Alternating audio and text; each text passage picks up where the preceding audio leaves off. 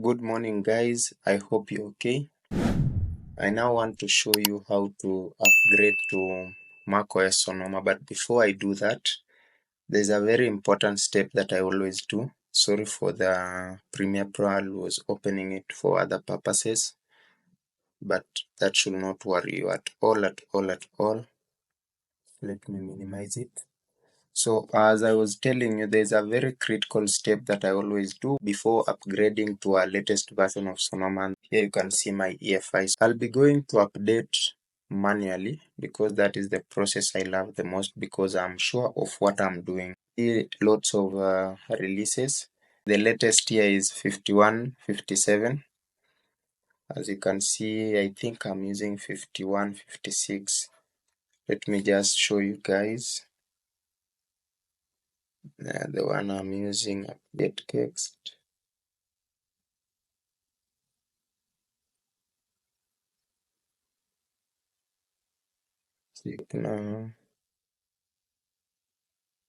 Yeah, as you can see, I'm using currently booted is 51.56 and the current remote available is 51.57. Okay, I'll be downloading the latest release, that is 51.57. So what I'll do here is I'll download this one, Clover version 2, that is 51.57.zip file. It's just 7 megabytes. That is a very small file. Okay.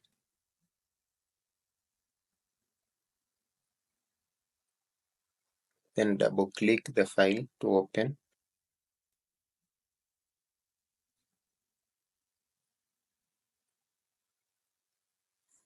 As you can see here, it has opened also in my second screen. Yeah, the file is Clover version 2. Now the file we want here is the EFI. So what I'll do is I'll put my downloaded, that is the version 51.57. I'll tile it to the right of my screen. Then my EFI, I'll tile it to the left for easier illustration. So I'll open. Let me go back. This is the file I want, the EFI.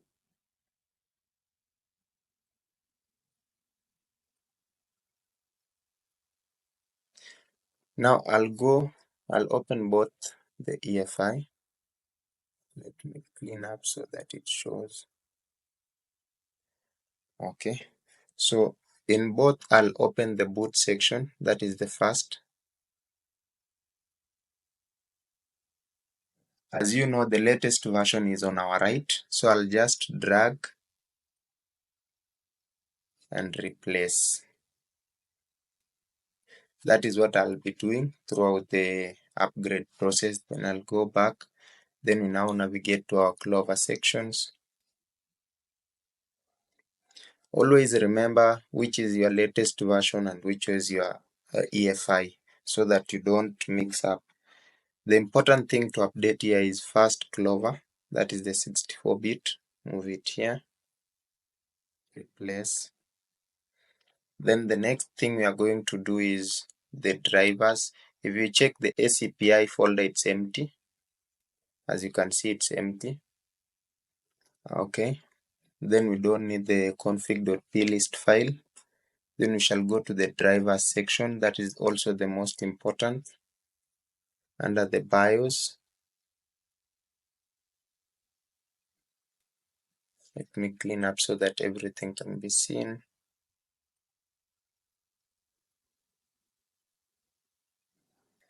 Okay, the BIOS, you can see there is English here, replace. Then XCHI, it's there, replace. Then let me move the ones we have replaced below so that you can see the difference. The remaining ones have not been replaced. I'll show you where to get them. So go to the off section, that is in your drivers, and check which drivers are there. Under the off, go to the BIOS, because as you can see, we are under BIOS in our main EFI. So go to the BIOS, then go to the file system. As you can see, the APFS is there. Replace with the new one. I'm just moving it down here so that you see the remaining ones that have not been updated. So the FS is here. I'll also replace it. We are remaining with two audio. The audio and the SMC are not here. So we shall check it in the file vault.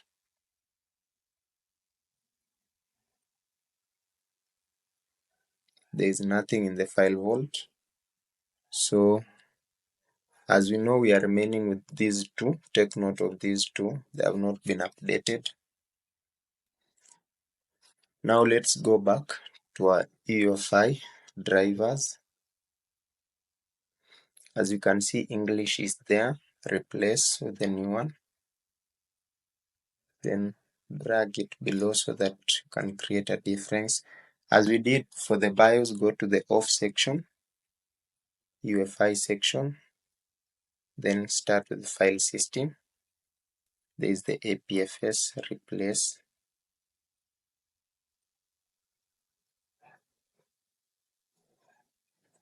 With the FAT driver.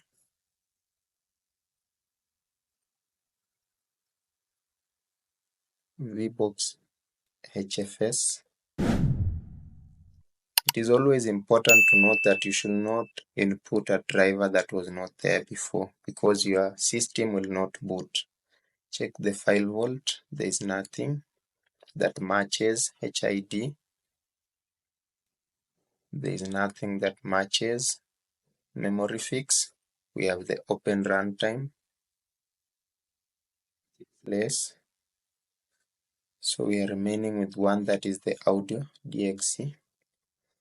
Under the other section, there you go, we have the audio. So as you can see, all drivers have been replaced here, or have been rather updated. So you can clean up by name to arrange it. So we are done with the UEFI section.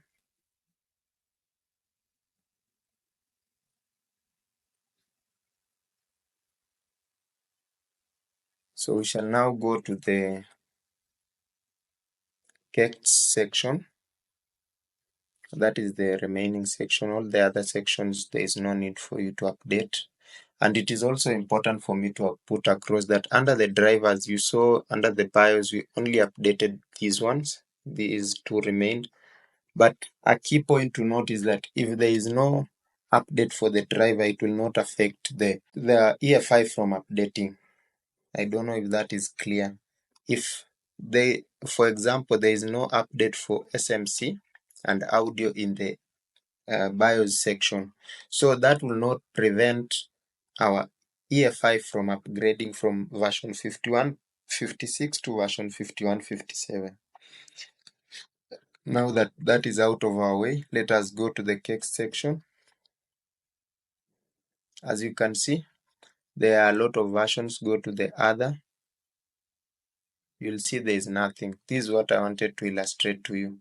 The KEX cannot be updated using the EFI. The same way we are trying to update our drivers, you cannot update the KEX the same way. So that will lead me to creating a new video for you guys on how to update your KEX, specifically the KEX, because now that this is out of our way, as you can see, let me just show you.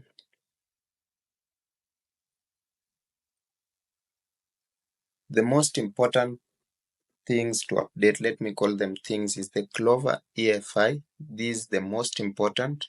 Then the drivers,